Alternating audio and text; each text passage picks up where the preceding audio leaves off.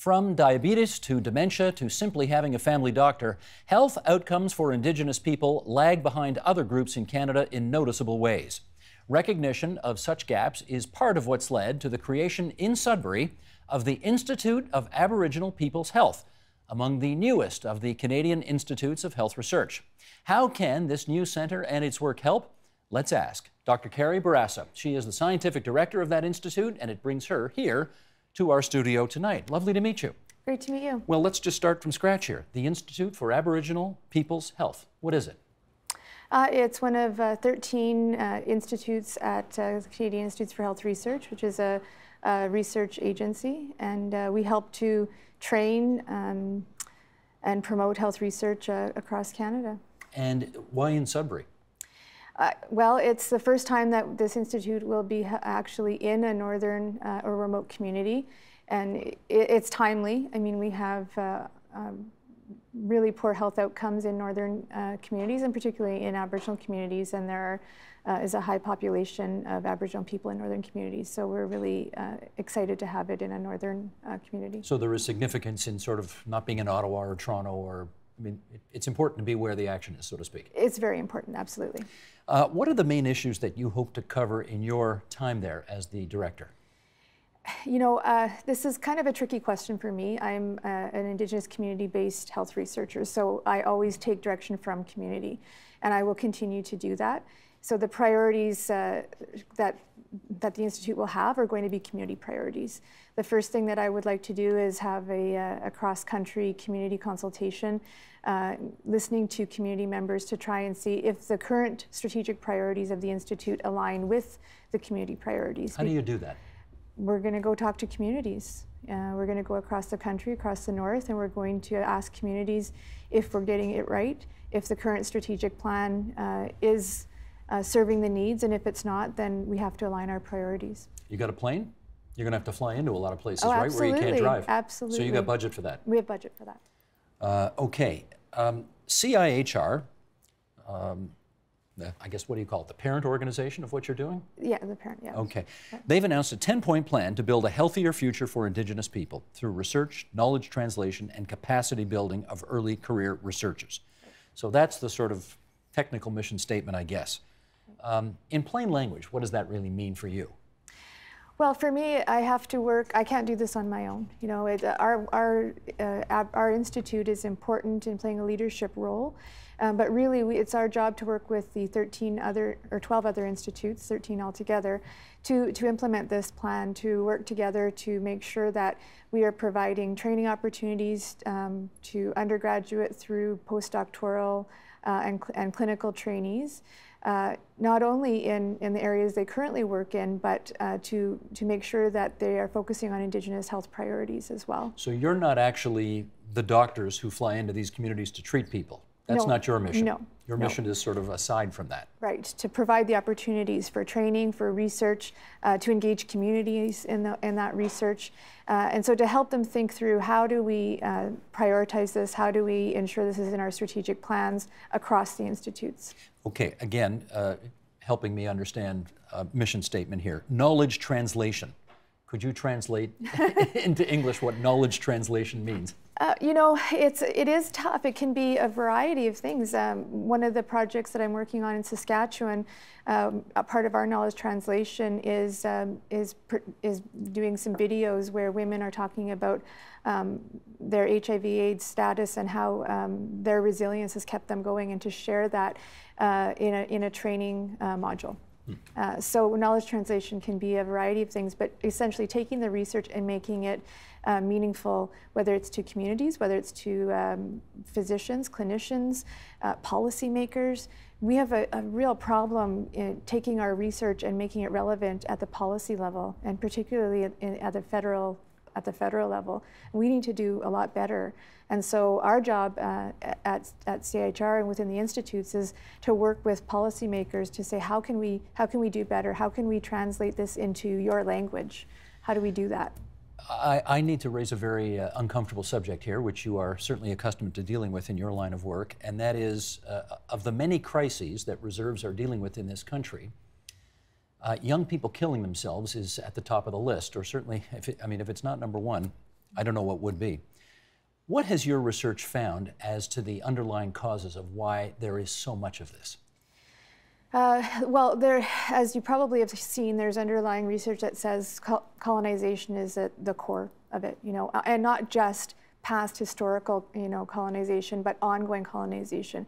Colonization is not over. We still have an Indian Act that legislates us in this country.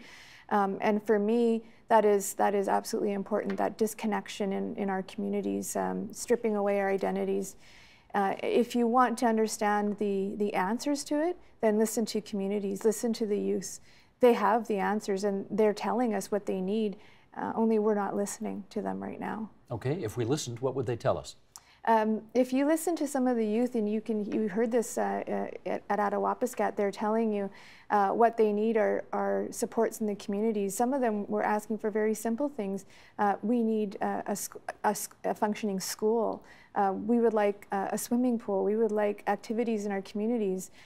We want some support services in our communities that are local to us. We don't want, fly-in people that fly out. So we have to start listening to the communities. They live it every single day, and they know what they need, and they know their reality. Does that have to do with colonization, or does that have to do with just the remoteness of where many reserves are?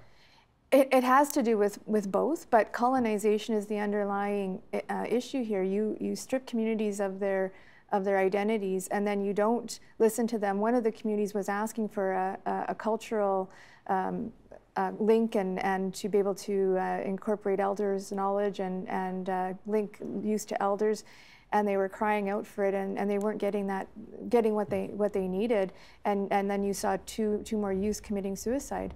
It is essential that we listen to what communities are asking for. Okay, listening is one thing, but then doing something about it is the next thing. So that raises the question of whether or not you think you can actually do something to get that suicide rate down. So again, it's not up to me to do something, it's up to me to provide the opportunities for the communities to access what they need. And so if research can link to action, which I believe it can, and translate to programs and services, then that's our job to provide that. And that's the opportunities that we need to provide, is that communities can access what they need, because they're the ones that know what they need. But at the end of the day, it requires a political decision to act, presumably on the basis of the information that you bring forward. That's absolutely right, yeah. Okay. So we have to provide those opportunities. So if we provide opportunities for communities to examine the underlying causes of suicide and resiliencies to that, then that's the opportunities we need to provide, and that's what we will do. Okay. Let me raise another issue related to it's all grim topics here today, I'm afraid. This one's related to dying as well. We had a great debate in Canada about physician-assisted death. And, the Senate got involved, and it was a real good national debate on the issue. And I guess for the most part, most of the coverage focused on the rest of Canada, right? The Indigenous community, which may have a different view than the non-Indigenous community, was less heard from on this. Mm-hmm. So I want to hear now whether there's a distinction in the view of, to the extent that there is a view, of the Indigenous communities versus everybody else. Well, I was lucky enough to be able to testify both at Senate and at the Parliamentary Committee regarding physician-assisted suicide, but I cannot speak for all Indigenous people, nor do I have the mandate to do so, which I testified to that effect. But, this Indigenous people have not been included, and I actually said that at both Senate and Parliament. The problem is that we have multiple losses in our communities, especially when it comes to youth. We often have Indigenous people, if you look at the statistics, who are younger people that have lost their lives, usually due to accidents and injuries. And so this is, quite frankly, an issue that isn't really on our radar right now. We're dealing more with trying to deal with these losses in our communities. And so I know it's an issue that probably we need to have these discussions. I encouraged parliamentarians and members of Senate to try and have these discussions in communities. My main concern was around if this is going to now be legislation, that physicians in particular and clinicians needed to be trained in cultural safety at the very least. Tell me what that means. What's cultural safety? It's creating safe spaces for Indigenous people to access care.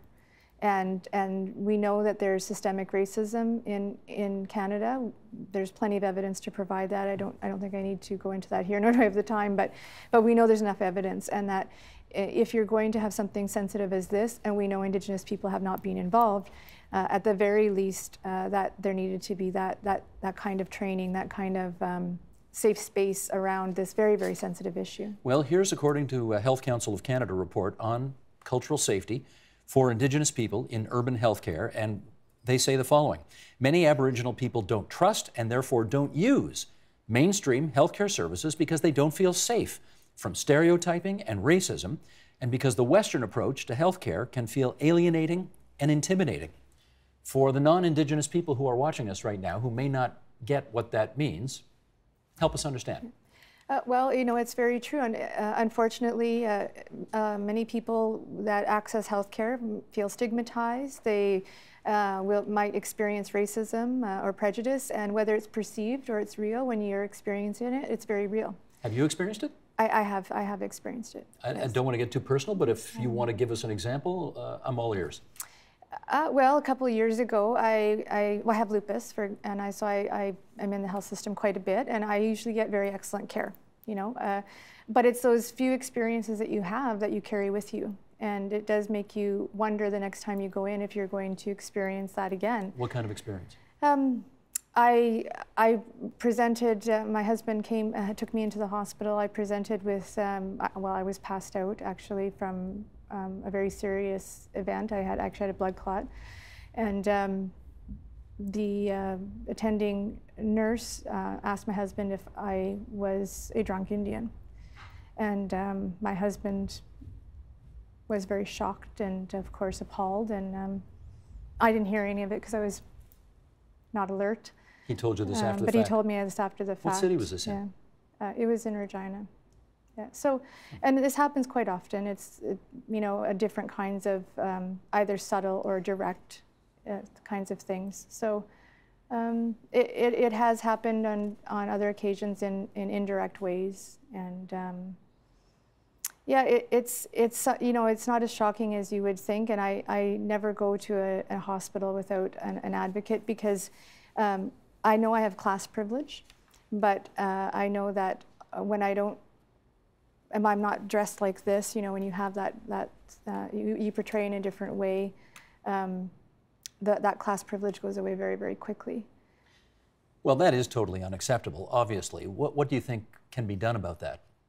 I think there's many things. It's not, you know, training is one thing. Training is very important, but also it's really understanding that it's more than just sort of stamp racism out kinds of events. It's understanding the very systemic nature of our system, where our system is, our entire system, justice, health, education, it's built on a colonial model. So these are very deep-seated systemic issues. It's not about individual people. You know, it's not about saying everybody's a racist. They're not. These are very, you know, difficult things to understand, because they're systemic things. Our system was built on one of privilege, and so it's not just about Indigenous people. These are systems that are you know, built on privilege around sex and gender and race. I hear you, but I presume, listen, you tell me if I'm wrong, I presume if there were more Indigenous doctors, Indigenous nurses, Indigenous orderlies, if there was more Indigenous presence in the healthcare system writ large, there'd be less of this happening. I mean, that's a reasonable assumption, isn't it? It would help, but you have to realize Indigenous people working in a colonial system is still a colonial system. So you have to start to break down that model, right? And so it takes everybody to do that. Everyone has to understand the system we work in and start to, you know, really decolonize the system, right? Well, here's what the Truth and Reconciliation Commission suggested, because they made several calls to action regarding Indigenous health issues, and among them, let's put this up, Sheldon, establish measurable goals to identify and close the gaps in health outcomes between Aboriginal and non-Aboriginal communities, to provide sustainable funding for existing and new Aboriginal healing centres, to recognize the value of Aboriginal healing practices, and increase the number of Aboriginal professionals working in the healthcare field, the thing I just referred to there. How's the progress been so far on, let's just say, those 4 recommendations? It's slow. But that's part of the mandate of the Institute of Aboriginal Peoples Health and CIHR writ large. We have to increase the number of health professionals, the number of health researchers, and that's part of our mandate. We also, part of our mandate and something that I'm very committed to is increasing Indigenous knowledge and Indigenous health presence in the medical system. So part of cultural safety is saying, you know, if we believe that there are alternative health measures, so say people say, you know, acupuncture now, right? Why are we not thinking about Indigenous knowledge as part of that in our health system? You know, traditional health measures in our health system. But if I heard you before, would that even matter? If you're still plugging in Aboriginal cultural practices and traditions into a colonial healthcare system, are you no further ahead? But we have to do all of it. You can't just do one piece, right? You have to tackle it in bits and pieces all together, because part of decolonization is including traditional health, but you can't just sort of ask a traditional healer to come into a hospital without doing the decolonization as well, right? You have to attack all of these things together. And I sort of, it can be overwhelming, right? But you have to tackle these things together, and we need everybody to do these things with us. You know, Indigenous people cannot do it alone. Allied health professionals can't do it alone. We all have to do these things together, but recognizing it is the first piece, right? I need to better understand what you mean about decolonization, because that's, I mean, I get the word, but when the rubber hits the road in the healthcare system, what does that actually look like? Well, one example I've given is working in palliative care. They've done a lot of decolonization, so changing policies that don't make sense, for example. And one is at end of life, having traditional healers come in and providing safe space to smudge people that wish to smudge. Is there no provision for that right now? There is in some hospitals, and in some hospitals there isn't. But changing policies that don't make sense. So making those changes, allowing for that space. That doesn't sound that tough to happen. It usually isn't when people recognize that they can do that. So it's happening a lot more now across hospitals in the countries. But I just interviewed some elders a year ago where they were saying they still weren't allowed to do that in their local hospital. Where was this? In a rural, I'm not going to name the rural. In this province? Not in this province, in another province. I'm not going to name the rural hospital, but I mean, it's still happening. So when you're able to do that, that's a decolonizing process. Changing policies that just don't make sense, and you can do that when you work together as a team. Increasing the number of Aboriginal professionals working in the healthcare system. I want to try and break that down a bit, because Aboriginal covers First Nations, it covers Métis, which is you. Is making that distinction important to you? Yeah, I think it is important. Métis, Inuit, First Nations, we have to start engaging, you know, everybody and making sure that everybody has an opportunity. And you know, you think about northern and remote communities, ensuring that northern and remote communities and young people have an opportunity to engage in capacity building and training, and an opportunity to become health professionals if they wish, and that there's a range. It's not just becoming a doctor or a nurse. No, I get it, but I mean, if let's say they made good changes. Let's say they increased the capacity for First Nations, but only First Nations in the healthcare system. But you as a Métis person may not feel that that includes you. So is that still problematic? I would say it's progress, but we still would have work to do. Yeah. Okay, that's fair enough. Professor Bourassa, it's awfully good of you to join us here at TVO tonight. I think we learned a hell of a lot in the last 20 minutes, so thank you very much. Thanks very much for having me. Help TVO create a better world through the power of learning. Visit TVO.org and make a tax-deductible donation today.